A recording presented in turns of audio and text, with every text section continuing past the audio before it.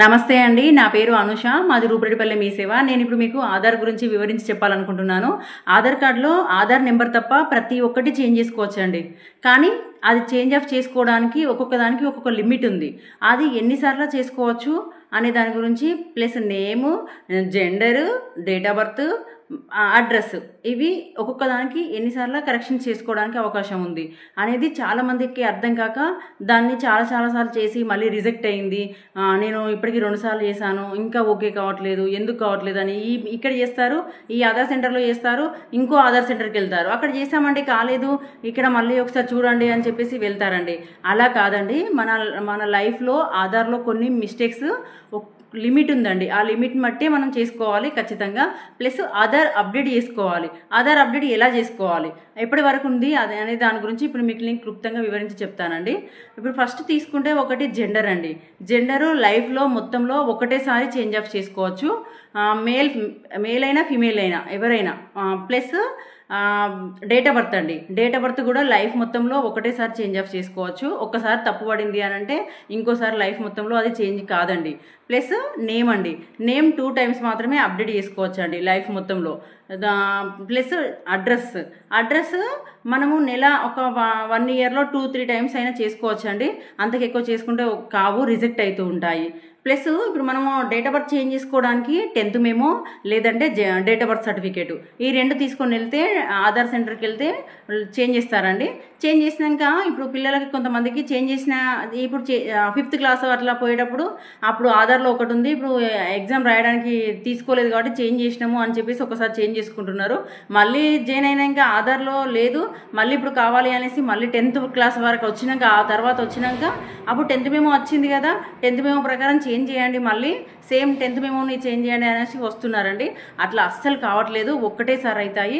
కాకపోతే ఆర్ఓ చుట్టూ మళ్ళీ కొంచెం తిరిగి చేసుకుంటే అది అవుతుందండి, కొంచెం రిస్క్తో కూడుకున్నది.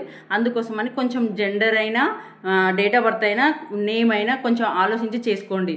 ఇంకోటి ఏంటంటే ఇప్పుడు ఖచ్చితంగా ఆధార్ అప్డేట్ చేసుకోవాలండి. ప్రతి ఒక్కరు ఆధార్ అప్డేట్ చేసుకోవాలి అని అంటే మనము 2010లో ఆధార్ కార్డు దిగామండి అందరము.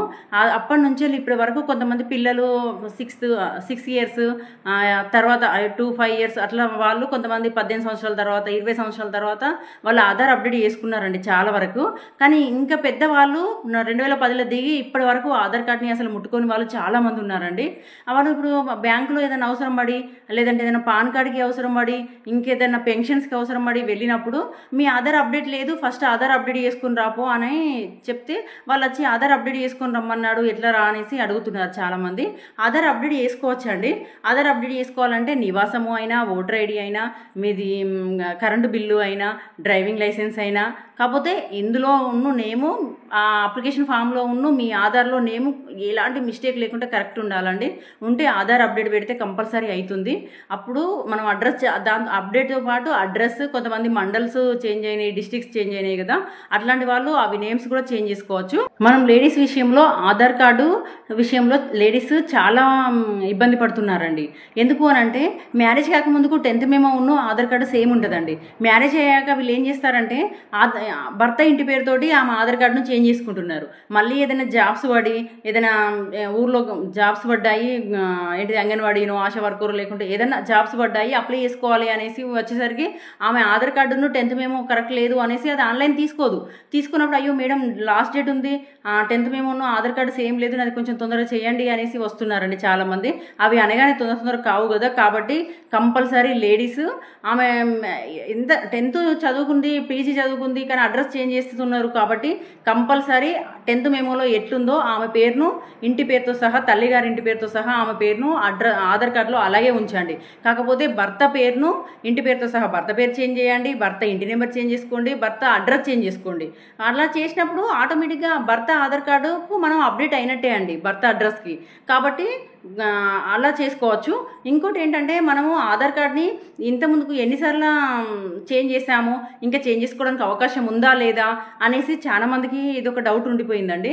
మనము ఉదయ్లో యూఐడి గూగుల్లో యూఐడి అని కొట్టగానే సైట్ ఓపెన్ అవుతుందండి. అక్కడ అడ్రస్ చేంజ్ అనేది ఒకటి ఉంటుంది. అక్కడ మన అది క్లిక్ చేయగానే మనకు ఆధార్ నెంబర్ అడుగుతుంది. మన ఆధార్ నెంబర్ క్లిక్ చేయగానే మనము ఎన్నిసార్లు జెండర్ చేంజ్ చేసాము, నేమ్ చేంజ్ చేసాము, బర్త్ చేంజ్ చేసాము, అడ్రస్ చేంజ్ చేసాము అనేది అక్కడ సైడ్కి వస్తాయండి.